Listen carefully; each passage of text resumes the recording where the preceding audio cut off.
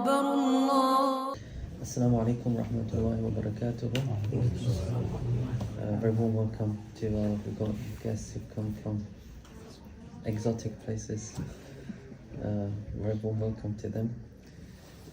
Last week we started we're continuing from where Sheikh Suleiman left this course on the revival of the Islamic sciences. We started the Kitab of Tahara last week, and we spoke about how Tahara, the Prophet said sallallahu alaihi wasallam, "At-tuhuru shatrul iman." And so really last week we did a unraveling of this, and I'll start today. There's a poem, we'll read it and it will summarize what we did last week actually. But the idea was that our whole deen has to be summarized through the two words takhliya and tahliya, which is getting out what shouldn't be there so you can put there what needs to be there.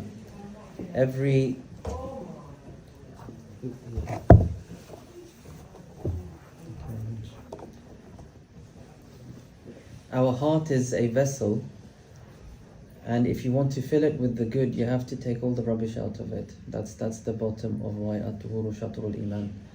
Otherwise, what's in your heart will murky what comes in. And so we took the quotation last week of Sohail ibn Abdullah at-Tustari, where he said that, however he said, I can't remember the Arabic fully now, but something like أعمال البر يفعلها ويعملها البر والفاجر. He said good deeds, good people do them and bad people do them. ولا يترك المعاصي إلا صديق. And I've only roughly remember the Arabic. He says, but only someone who's really dedicatedly true will leave bad things. So tahara in this sense is actually harder, because the idea is we can all do good things to feel better, but are you serious about becoming what Allah subhanahu wa ta'ala wants you to become? If you're serious about that, then the harder thing is trimming away at yourself so that you're ready, so that even the little bit of good will benefit you. So good deeds are always useful. It's never that you're perfect and then you do the good. But the effect of the good will depend very heavily on you and what state you're in. Because if maybe the best thing good deeds do for you is when you take 2 steps back, they take you back forward again. So it's okay, you're at least staying where you are. But the real benefit is when you stop walking backwards. And to stop walking backwards, that's the full meaning of tahara, that you've cleansed yourself. Our ulama, they have a discussion. They say, why do we have these sunan around the fard prayers? We do sometimes sunnahs before, sunnahs after. Why do these sunnahs come along with the fard prayers? They say at one level, they say that it makes up for deficiencies within the fard. So we're offering what we have to offer. We know it's not going to be perfect, and so we offer something next to it to make up. So we can at least offer something that's reasonable. And if the fard prayer is good, if you like, then the sunnahs are the extra. It's the extra light, it's the extra giving. And so the idea is, for the good deeds to have their full effect on a person, it's commensurate to your commitment to tahara. Tahara in its fullest sense. What is the fullest sense of tahara? We did it last week, but if you remember, well, I actually didn't introduce it properly. Last week I was just summarizing the introduction from the Ihya of Imam al-Ghazali, may Allah bless him and be pleased with him. What I'm reading alongside it is an abridgment, and the abridgment sadly is out of print, but maybe we can crowdfund and get the next printing done.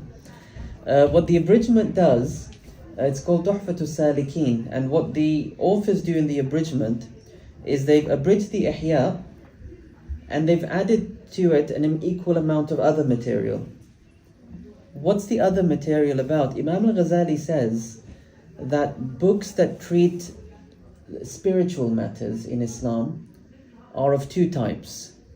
Books that deal with what he calls mu'amala, and books that deal with what he calls mukashafa. What he means by mu'amala is what you have to do to draw closer to Allah subhanahu wa ta'ala. And he says the Ihya is dedicated to ilm al-mu'amala. We'll talk about how do you really do prayer and so that it's beneficial for you. How do you fast in a way that will be transformative for you? How do you give zakat fully, not just at the minimum? He'll do that in all of your life. He'll talk about marriage like that and friendships like that. He'll talk about traveling like that. He will talk about, and then all the haram things you have to leave inside of yourself. How do you get rid of envy? How do you get rid of anger? And so on. He tells you what to do. That's mu'amala. And what you do is the most important thing. Because if you're not doing, then you're not going to be getting the other part. What's the other part? It's the literature that deals with what you find once you've done all of this. It's the literature where people share with you what it feels like when you really love Allah subhanahu wa ta'ala. It's a literature when people speak about what do you find when you've devoted your life to loving and following and remembering the Prophet sallallahu alaihi wasallam. What do you find when you're there? What do you learn? What do you observe? How does life change for you on the other side, if you like? So there are books that talk like that. Imam al-Ghazali consciously says, I'm not doing that in this book. You'll find it what you'll find it, and you can talk about it, but I'm not talking. I'm just going to tell you what you have to be doing. So what the authors of this abridgment to Tuhfat al-Salikin, they've tried to bring together the two forms of literature so that the book in one volume becomes an introduction to this genre of Islamic spirituality, if you want to give it a name in English. So today I'll just be reading some of the things that they've added into the summary, and then we'll just read about the manners of wudu. This is what Imam al-Ghazali talks about. So there's a poem here by a scholar called Hassan Ridwan, may Allah be pleased with him, and he summarizes a lot of last week's lesson but in poem, so he gets a chance to review it before we continue. So he says, I'll do my best to translate it. He says, فَطُهْرُ نِصْفُ الْأَمْرِ وَهُوَ يَشْمَلُ مَا كَانَ بَاطِنًا وَهَذَا أَكْمَلُ. So he says purity is half of everything, and that's what we've been summarizing. The notion of purity is half of the entire religion. It's nisful amr, it's nisf of the entire matter. And it contains the inward purity, not just the external. So he says, وَاسْتَبَعَدَ الْأَكَابِرُ انصِرَافَهُ إِلَى خُصُوصِ ظَاهِرِ النَّظَافَةِ. Oh, sorry, I should have stopped there. وَاسْتَبَعَدَ الْأَكَابِرُ انصِرَافَهُ إِلَى خُصُوصِ ظَاهِرِ النَّظَافَةِ. So he said the great ones, the learned ones, found it very far-fetched that the notion that purity is half of faith would only refer to physical cleaning. How is mere physical cleaning half of Iman? Or how is mere physical cleansing half of all that this Iman is what the Prophet has brought sallallahu alaihi wasallam? They said, no, it can't be that. All of this is just physical cleaning. So he says, كَالطُّهْرِ ظَاهِرًا مِنَ الْأَحْدَاثِ بِالْمَاءِ أَوْ مِنْ مَانِعِ الْأَخْبَاثِ. For example, just cleaning your outside when you do wudu with water, or cleaning like blood or urine, that's not half of the deen. لأن هذا الطهر أدنى مرتبة من سائر المراتب المرتبة. He says because this level of cleaning is the lowest level of the levels that follow in order about what purity is. So it's very important, as we'll be coming to its manners actually in the latter part of what we want to read today. So it's very important. There's many secrets, blessings and wisdoms and glories in wudu, actually the wudu, which we'll talk about. But he's saying this thing, the wudu, is only the first step on the step of tahara. And what we took last week, and the Shaykh will repeat it here, is the step needs to be traveled in order. So you can't jump over cleaning yourself and think you're going to get the other ones right. You can try, but you're not following it on the prophetic path. And the prophetic path is the safe path. And it starts with this. So this is very important, but it's not the whole thing. That's all he means to say. And there's levels in order. وَطُهُرُ بِالْوُضُوءِ مِنْ أَفْرَادِهِ لِأَنْ لَا أَنَّهُ نِصْفٌ عَلَى انْفِرَادِهِ. So he says purifying, he's just repeating the same point. Purifying yourself with wudu is one of the forms of tahara, but it's not half in and of itself of what tahara is in the Sharia, or a half of what it means when you say at-tuhuru shatrul iman, because it's not by itself that half. So he says this is the first level. Then what's the next level? وَرُتْبَةُ الَّتِي تَلِيهَا طُهُرُ مِنْ جَرَائِمِ الْأَعْضَى الَّتِي بِهَا فُتِنْ. So the next level after this is the level of purifying your limbs from the haram. So he says the level that follows that is purifying your limbs from the crimes with which your limbs are tested.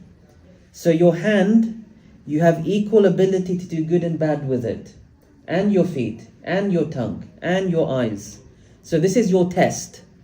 You've been given limbs of incredible power and incredible possibility.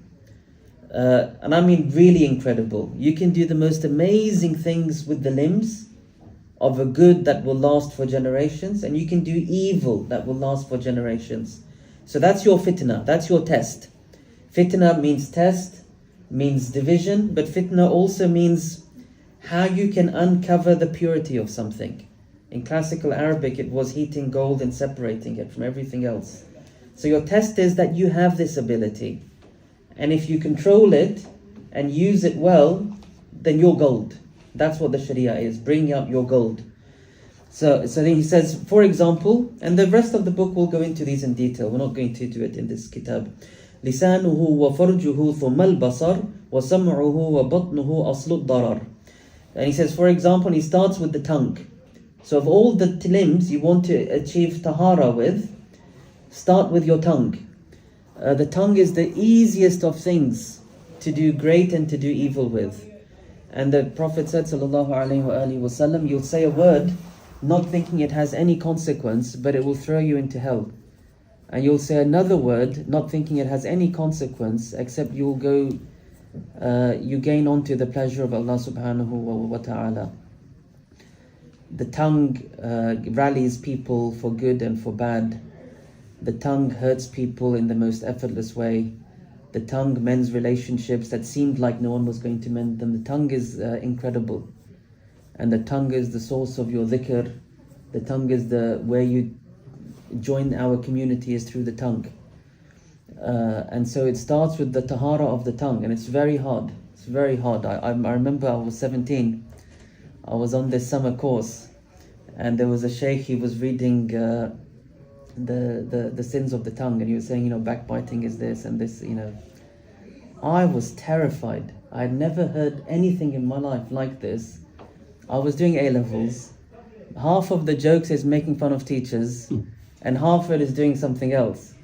And he literally just, in these lessons, it seemed like everything I've been doing was wrong. And I can't tell you how terrifying it was. All these hadiths about the tongue, and it's a very scary thing. And it takes effort, it takes lots of hard work, but it's extremely important. And so can you see, this is the tahara which we want, because then when you use the tongue for the good, it will really benefit you. Otherwise you're going forwards and backwards, even in our human relationships. If I praise you one moment and I insult you the next moment, the praise isn't going to feel like praise. You'll just zone out of the praise. All you'll realize is I'm hurting you. So even with human beings, if I don't have tahara of my tongue, the goodness of the tongue won't benefit us in our relationship. So the same is in all of our life, in all of our relations, including our spiritual life. That's why it's tuhuru shatrul iman. Cleansing has to be the beginning of all of this. And it doesn't mean good deeds aren't important, because they will cover the mistakes as we continue in this. Then he says, وَفَرُجُهُ. The second thing he wants to emphasize is this order is the private part. Because the Prophet said, sallallahu alaihi wasallam, if we can guarantee guarding the tongue and the private part, then he guarantees for us paradise. Because again, it's the desire and the way that we destroy families, we destroy relations. We live in a very strange society where having intimate physical relations outside of marriage is the norm. And what has it resulted in? It's in the thing called the family doesn't have its place anymore. Children are a lifestyle choice. I don't really do kids before I've done X, Y, Z. It wasn't like that before. It's made the most basic unit of society is not really, it doesn't know where it belongs anymore, basically. And so satisfying this desire of the private part in the haram, it is a very destructive thing in many, many ways. Islamic marriage, which comes much later in the book, might not be the same as cultural marriage. It doesn't need lots of gold and lots of money and huge parties, and it's not very complicated. But what it is, it's a commitment between the man and the woman in front of some of the community that he will take full financial responsibility for the woman and for any children that come out of that relationship. So marriage is about responsibility. It's the idea that in the fuqaha they say al-ghurmu bil-ghurmi. But the point is, your profit is commensurate to your risk or your liability. Meaning, there's much to enjoy in this sexual relationship, but it also has a responsibility. Islamic marriages is get the balance. That's all it is. It's not complicated. Have a relationship where there's the balance. There's the joy of the intimacy, and there is full, total responsibility. A man is a man in that relationship. Children will never get lost. Islamic marriage protects children. Islamic marriage protects the next generation. Islamic marriage makes sure that when a man and a woman come together, it's with community. They're not just doing something secret. Zina is just secret. Islamic marriage is public.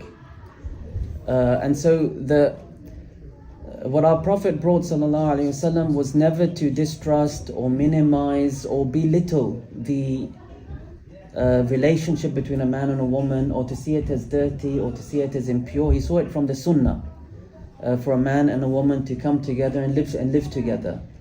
But it was to do it respectfully and respectably. And if anyone engages in it in the other way, it is very destructive for the individuals. And like what I'm saying, it's destructive for that society. People don't have a place. People don't know where they belong. And how many of people who are caught up in very bad lives, it's just because of these mistakes that people before them did. And they're victims, if you like, of bad choices, but their whole life is a very confused thing. And that's why the next part of tahara is in the farj. It's making sure that you're guarding this, you're exercising this in the halal. And what that means is the Prophet ﷺ, he said to all these teachings around so that we would not easily fall into doing this wrong. Not being alone with the opposite gender, not engaging in physical contact with the opposite gender, not looking inappropriately at the opposite gender, not dressing inappropriately in front of the opposite. All of that was just to protect this tahara.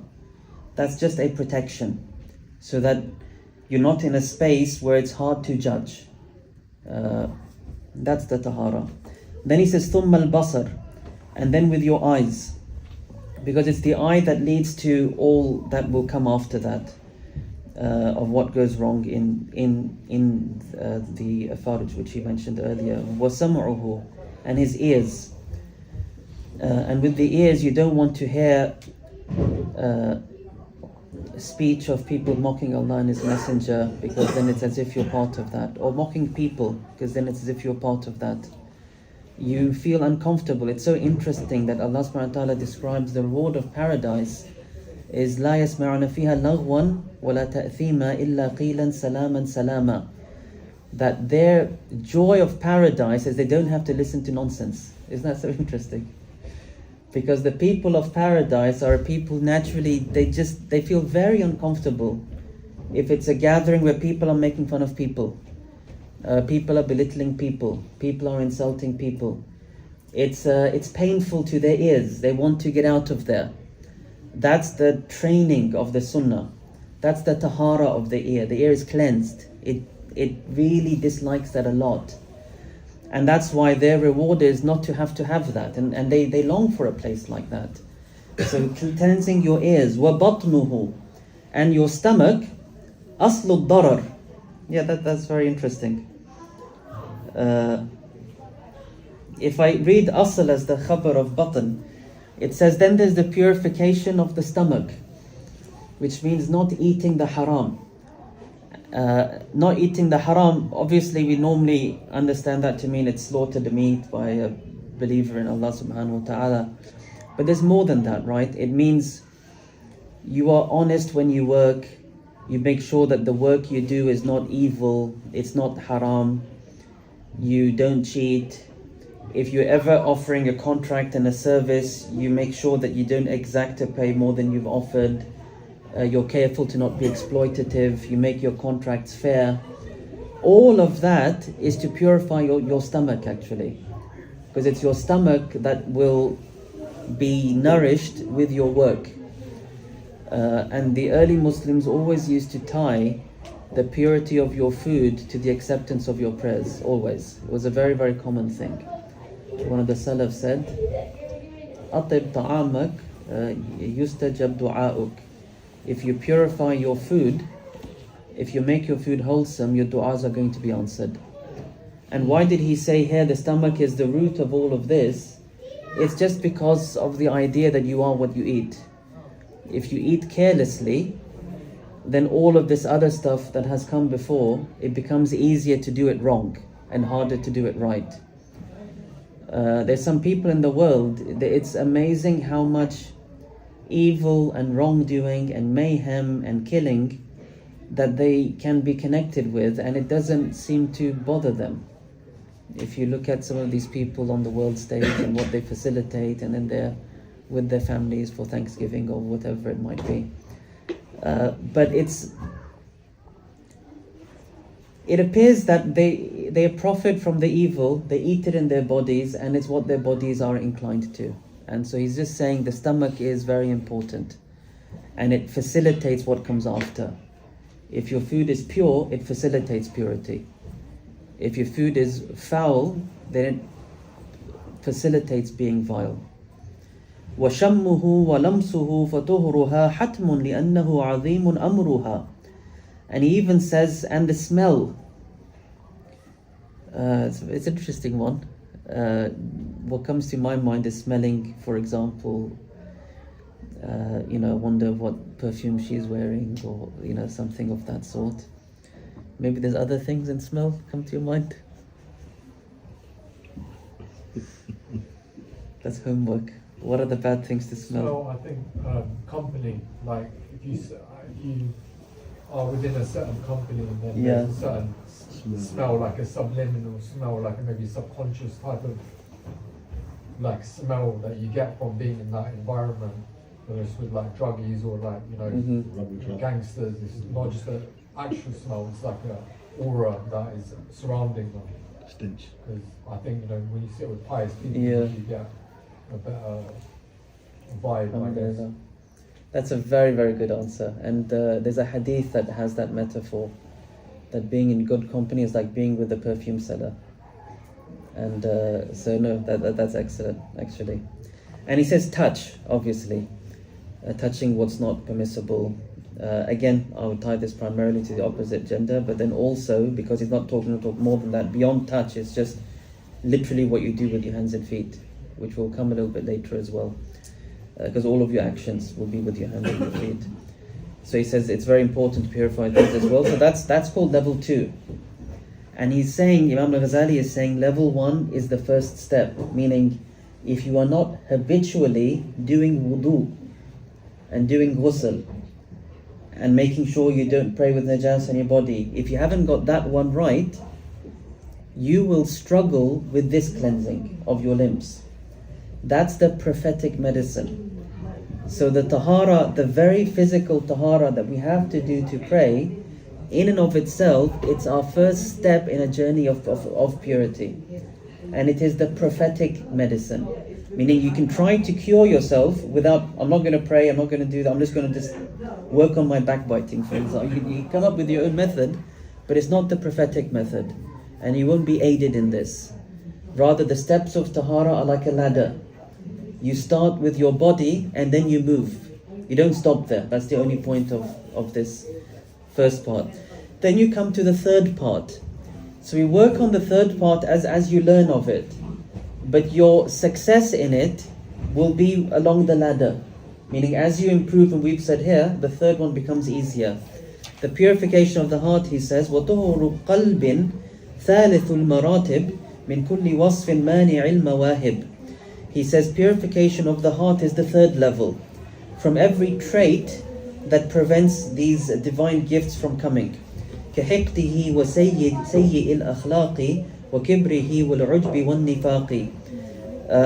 So what he calls purification of the heart in this Kitab al-Tahara, Imam al-Ghazali, he refers to it as cleansing your character of all the character that shouldn't be there, so that good character can come. And he says, for example, it says hatred of others and all forms of wicked and evil character, having arrogance, being conceited, thinking yourself as much better than others, having hypocrisy, not meaning what you're saying, وَغَيْرِهَا مِمَّا هُوَ الْمَذْمُومُ فِي شَرْعِنَا وَقُبْحُهُ مَعْلُومُ. And all these other traits that our Prophet ﷺ criticized, and it's all known that these are ugly. Meaning, not only did the Sharia confirm their ugliness, but all normal people know that they are ugly. We all know how it feels when we interact with someone who makes us feel good and special, who we want to naturally be around, and someone who does the opposite. So what we're discussing here is not secret, it's known. Even what we said earlier, if you protect your tongue and your ears, the advantage of that is known, and the Sharia emphasized. So he's saying these traits of the heart you have to cleanse. It's known amongst people how evil they are, and the Sharia confirmed that cleansing them is an important part of the Sharia, of the prophetic message. And then he moves on to وَمِنْهُ طُهْرُ الْعَقْلِ مِنْ أَفْكَارِهِ فِي غَيْرِ مَا يَعْنِيهِ وَاعْتِبَارِهِ. And amongst the cleansing of the heart, so still on the level 3, he's now brought the aql into this level. So you want to cleanse your character, but you also want to cleanse your ideas. So it's cleansing himself of all of his ideas of what doesn't concern him, being curious about useless things, and also, as will come later, he'll talk about, I guess we can call it believing what is correct. Sheikh Suleiman taught here in the chapter just before this one, it was the Kitab of Aqaid. What it is that a person should be believing, that's the tahara of your aql, the very basic part of it, to get your thoughts straight. Then he goes to the last level, which is the maqsood, right? When you get to the top of a ladder, that's what the journey was towards. So the last part of it, he says, وَطُهُرُ سِرِّهِ مِنَ الْأَغْيَارِ رُتْبَةُ الْعُلْيَا لَدَى الْأَخْيَارِ. And then purifying your inner being, your inner secret, you could say your inner spirit, from others, just others in general. That's the highest level according to the righteous folk.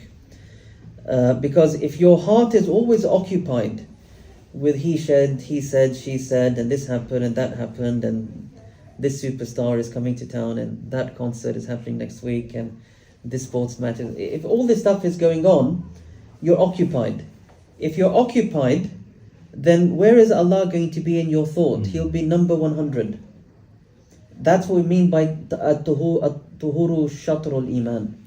That if you can't fold this up, then your belief in Allah won't really center itself. You believe Him, you're not disbelieving, but because of the lack of tahara, He hasn't taken His center. You've not allowed that belief to be central in you. So that's why when you climb up the ladder, it becomes easier. We have to work on all of this anyway. But as you climb up the ladder, this last one becomes easier, which is let the others not be so central. Don't let Allah subhanahu wa ta'ala be just a member on a list of things in your mind. Make Him the qayyum of what's in your mind. The qayyum, al-hayyul qayyum, is of Allah subhanahu wa ta'ala's great names. Imam al-Nawawi, I believe, he said these two come together as the supreme name. People have debated what is the greatest name, and some said it was al-hayyul qayyum together. Al-hayy is the living. Everything else has life through His life and through His giving them life. And Al-Qayyum is the one who exists through himself. He doesn't need anything to exist, totally free of need, and he enables everything else to exist. So he is the existent who allows everything else to exist. He is the self-existence who maintains everything else so it can exist. And so make him Al-Hayyul Qayyum in your afkar, so that he is fully existent, and through him all these other matters are present. That's not so straightforward, but that's what the Prophet came with, sallallahu alaihi wasallam. He came with the total internal elevation of what human beings were meant to be.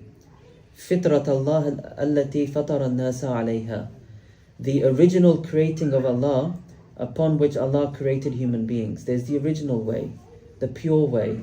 Our Prophet ﷺ came to call us back to the pure way.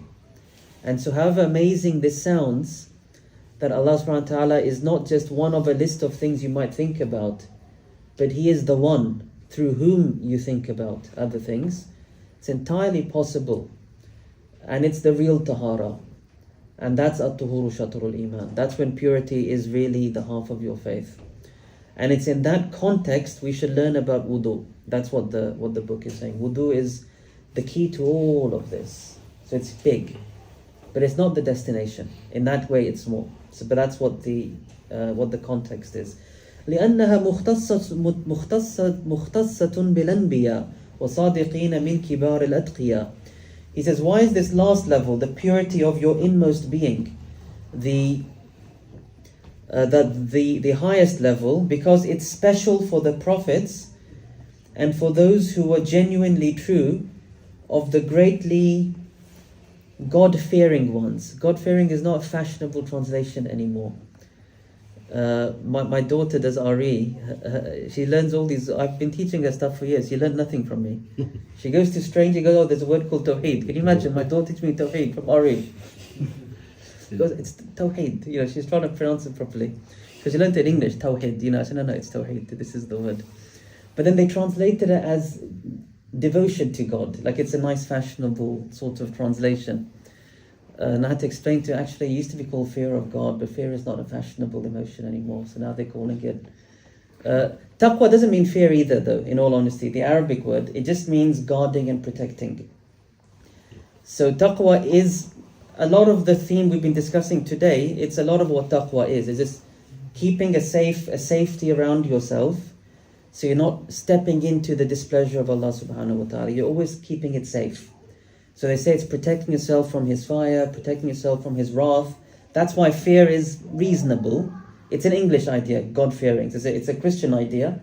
But those who made the translation of the Christian word for the Arabic word taqwa, I think it's fair. Because it's this notion that God has the ability to punish you and you have to be careful. So I think you can tie taqwa to fear quite well, but it's not directly a word that means fear. So if I can use the word fear, which is not a fashionable word for the translation anymore, the most common one nowadays is God consciousness. Mm-hmm. But consciousness is good, but you want the angle of protection, which is where fear comes in. That there's not just that God is there, but I'm worried. I have a concern. I might get in trouble. That's the idea of taqwa. That's why I'm personally quite fond of God-fearing as the translation. So he says, this inner purity is specifically for the prophets and for those who are genuinely true of the great God-fearing ones. وَطُهْرُ نِصْفُ مَا لِكُلِّ مَرْتَبَةٍ مِنْ حَالَتَيْهَا وَهُوَ شَرْطُ الْمَنْقَبَةِ. So purity is half of every single level. It's half of the good you do with your spiritual act, which is the prayer. It's half of your doing good with your limbs. It's half of doing good with your heart. And it's half of doing good in your spiritual presence. Half of all of that is purity. And it is the condition for the good that you can do with it. Meaning, unless I do the physical purity, then I can't do the prayer with my body. Unless I can cleanse my tongue and my hands of the evil, I can't truly do good with them. It will be mixed up good. Unless I cure my behaviors of what's bad, I can't truly embody the good. So it's a shatr and it's a shart. It's a shatar meaning it's half of what you have to do there, and it's a shart meaning it enables the other half. Do you get it? It's half of your work, and then this half enables the other half, which is to take on the good traits of all of this. فَطُهْرُ فِي الْأَعْضَاءِ, and he explains what I've just said actually. فَطُهْرُ فِي الْأَعْضَاءِ مِنَ الْجَرَائِمِ شَطْرٌ وَشَرْطٌ حِلْيَةُ الْأَكَارِمِ. I'm a bit thrown off a little bit by that. So he says purity in the limbs from crimes is a half, and it's a condition to adorn it with the good actions. I'll do a quick translation of that. وَالْقَلْبُ أَيْضًا لَا يَنَالُ الْمَعْرِفَةِ إِلَّا بِطُهْرٍ مِنْ صِفَاتٍ مُتْلِفَةٍ. And the heart will not be a seat of true deep knowledge until you cleanse it of the destructive attributes. And last line, وَسِرُّ لَا يَفُوزُ بِالْمَقْصُودِ إِلَّا بِطُهْرٍ مِنْ سِوَى الْمَعْبُودِ. And your inner soul, your inner secret, your inner spirit will not achieve its objective, what it was created for, which is to really intuit and feel and be close to Allah subhanahu wa ta'ala, unless you cleanse it of everything else that is not Allah subhanahu wa ta'ala. So that was the summary of last time. And from that, Imam al-Ghazali then talks about, and in fact, again, I'm mixing from Imam al-Ghazali and some of the editions of the authors of this abridgment.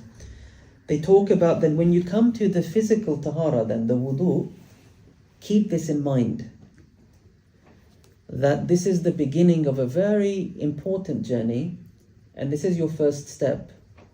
And the first step is always your best step.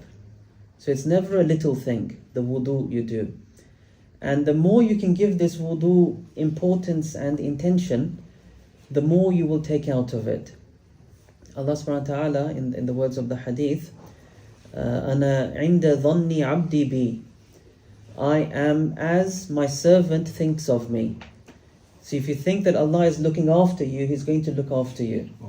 If you think He's betrayed you or abandoned you or let you down, then you won't find Him. And so, in this sense, you will get out of life what your belief puts into that life. That's for all of us. And there's no belief you can have about Allah that will be too big. It's not like, oh, I believed Him more generous than He. That will never happen. You will never out-believe Him, ever, ever, ever, ever. So that's why you are the limit of what you can get, if that makes any sense. It's believe the most and you'll get the most. And it's from that premise that our scholars looked at, and that's why we're about to start this journey of the next few weeks or few months, is that our scholars then looked at what the Prophet ﷺ brought us of the actions of the Sharia, and they studied them, saying, what are these actions about? How can we get the most out of them? Not the least, the most. Because many of us, we approach these looking for the least. Like, what do I need to do to get this thing done? I've done my prayer, I'm going back to my thing. I've done this, I'm doing, I've done. But these things are not just there to be done. They're there because they have a gift from you. Or a gift for you, sorry. If you want to receive the gift, you can receive a gift as well. So what's stopping us from receiving a gift? It's not thinking there's a gift in it. Is that making sense? And the Prophet ﷺ, he gave us so many indications of gifts. He said, this wudu that you do, you're going to be shining from it on Judgment Day, and I'll know you. That's pretty big. It's not small, it's huge. The Prophet said, ﷺ, and this guides us to other things. That's about the wudu. What about the salat and the other things? They're all markers of what you become. He said, ﷺ, when you do the wudu, your sins fall away. So he's already telling you, it's not just a straightforward thing just for the sake of getting something done. I just happen to have to do this washing so I can pray. Like I kind of have to put my clothes on to go out. It's not, there's something in it. He's giving you enough indication there's something in it. So we are, if you like, wronging ourselves from not pausing to reflect on what is the gift in wudu that we can get out of wudu. Just the wudu. We're going to come to salat later. And that's why the ulama of different types and stripes and places, they will give you different pieces of advice, but it all comes down to one thing, which is approach the wudu as if it's worship. Don't approach it as if it's just a thing you have to get done.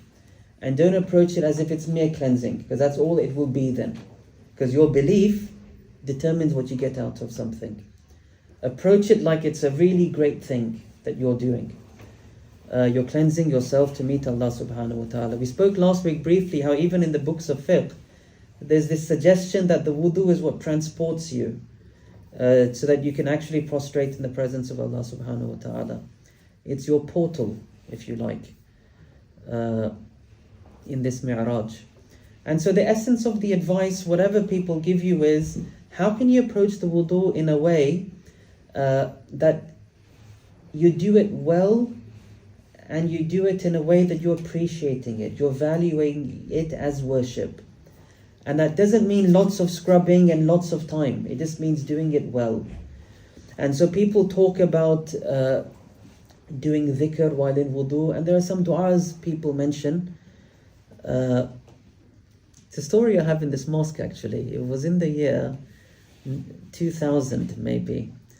I used to come here and memorize the Quran with Mulana Manzoor, who was the Imam of Kingston Mosque, and he's buried in the Baqi', by the way. He used to go on Hajj every single year, and he was the Amir of the Khatm al-Nubuwah European branch or something. He used to get Qadiani death threats and stuff like that. And I started reading Nur al-Idah with him here. And we came to this section which had du'as of wudu. It was up in the hashiyah. Like when you come to the mouth, you say, oh Allah, purify my tongue, and let me make dhikr with it. When you cleanse your nose, you say, oh Allah, let me not smell hellfire with it. You wash your face, say, oh Allah, make my face white and not black. And so everything, they have a du'a relevant to the act. So the first thing I wrote it out for him, and he was going to hang it in the wudu place. So it was my first act of I felt like I was doing like a big da'wah thing. I felt, oh my goodness, I'm writing the wudu du'as for Kingston Mosque. When I gave it to him, I think it was too small and not well written. I don't think it went anywhere at all. But it was my first act of like a da'wah or something, was the wudu du'as for the Imam. So people have different debates. Is this dua from the Sunnah? Is it transmitted? Maybe it's from the Salaf. But the point isn't the specifics of any wording. The point is, can you approach this ritual in a way that makes your heart present? Because if your heart is present in the ritual, then it will be present more in the prayer. And there's a quotation they have here: the more you are absent-minded in wudu, the more likely you have waswasa within the prayer. So they kind of tied it by saying, have presence here, this is preparation for prayer. And like anything else, preparation is something which just adds to the act that you're doing afterwards.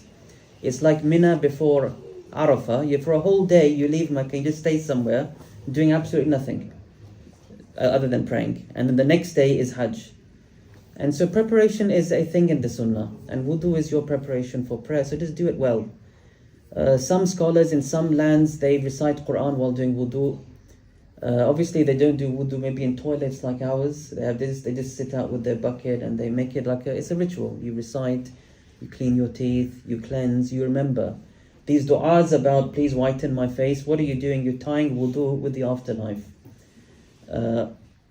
They do the ears, they say, oh Allah, make me of those people who, in the words of the Quran, they listen to speech and follow the best of it. So you're always thinking about what do these limbs mean within the Sunnah. So there's just some points of advice that they mention here, just to have reflection. This is from Imam Sha'rani. He says, when you wash your hands, intend, just keep to mind, not even if you have to say anything, just keep to mind that you really are cleansing your hands from touching anything which will distance you from Allah subhanahu wa ta'ala. And as the water drips off you, you are discarding whatever distracts you from Allah subhanahu wa ta'ala. Think of this as you're really preparing for prayer.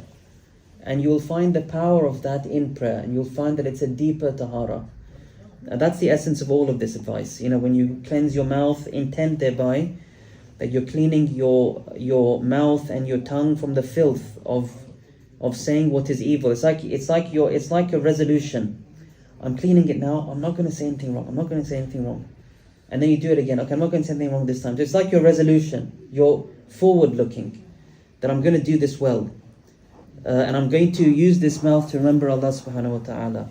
And similarly, when you wash your face, intend that you're cleansing yourself from being proud, from holding your head as if you're somebody important, and rather you're preparing yourself to surrender to Allah subhanahu wa ta'ala. And he says, when you pass over your eye, intend that you're cleansing yourself from looking at what is displeasing to Allah subhanahu wa ta'ala, and in looking to other than Allah subhanahu wa ta'ala. When you come to your head, it says ghasala, but it must be wiping. When you come to wiping your head, you are wiping away all claims of leadership, because ra's and riyasa are related words in Arabic. So I'm not have any claim for myself over my brothers, over any of the Muslims, because love of leadership is arrogance, and arrogance is not what is fitting, except that leadership could be given from Allah directly. When he washes his feet, similarly, intend that you are cleansing them from hastening to the evil, and rather you are untying whatever's holding your feet back from rushing into the good. So can you see in this advice, it's like forward looking. It's like a resolution. I might have done bad, but now I'm going to start fresh. And so he says, similarly, all of your limbs have meanings. You don't have to follow these, come up with your own. But where does all of this come from? It comes from believing the Prophet ﷺ has given you gifts. That's it. As long as you believe that, you can come up with your own. You can say, over the years I've realized this is what I have to think about when I wash my face. And it's relevant to me, and it inspires me, and it moves me, and it helps me. So do you see, the Sharia is the ocean. The practices are the beginning of swimming. But there's nothing stopping us from diving, except that we believe that we don't have to do that, or there's nothing there for us. Just believe it, and think of all that we're reading today as just an example.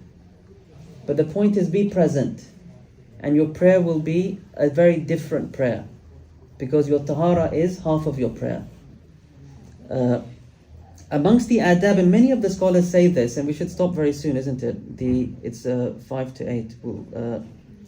We'll just read the last two things, and then we'll stop very quickly. But one of the adab with wudu is that the Prophet said, sallallahu alaihi wasallam, I can't see the hadith right now, but he described wudu as silahul mu'min. It's the weapon of the believer. And what scholars advise very much so, and it's very, very, very good advice, is as much as you can, just be in a state of tahara, even when you're not praying, even when you're working. Use the bathroom, do the tahara, and you can come back to your work. Because this wudu is a spiritual cleansing. It's a protection from the devil. Again, back in when I was, 19 or 18, I met a sheikh, and I said, I'm getting bad, strange thoughts about what I believe in, all of that.